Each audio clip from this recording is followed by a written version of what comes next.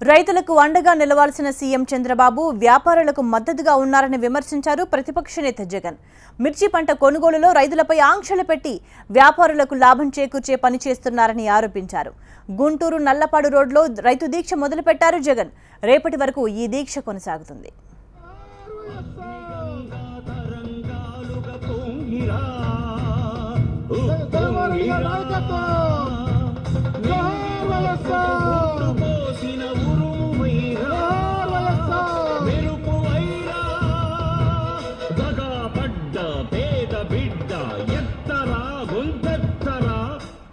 పంటలకు మద్దతు ధర విషయంలో టీడీపీ ప్రభుత్వం రైతులను మోసం చేస్తోందన్నారు జగన్.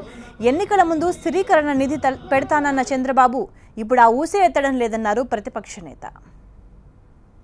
ఆ రోజు ఎన్నికలప్పుడు జగన్ 3000 కోట్ల రూపాయలతో స్థిరీకరణ నిధి పెడతాను అని అన్నాడు. కాబట్టి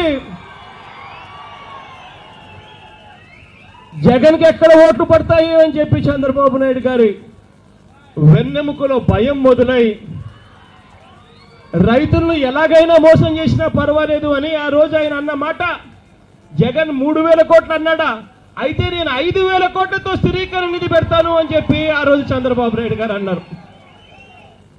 ఇవాళ ఎన్నికలైపోయాయి, ప్రజలతో పని అయిపోయింది, రైతులతో పని అయిపోయింది. ఇవాళ 5000 కోట్ల రూపాయల స్థిరీకరణ నిధికి సంబంధించి ఇవాళ చంద్రబాబు నాయుడు గారి నోట్లో నుంచి ఇవాళ ఊసే లేదు, రాదు. రైతులు అవస్థలు పెడతా ఉన్నారు.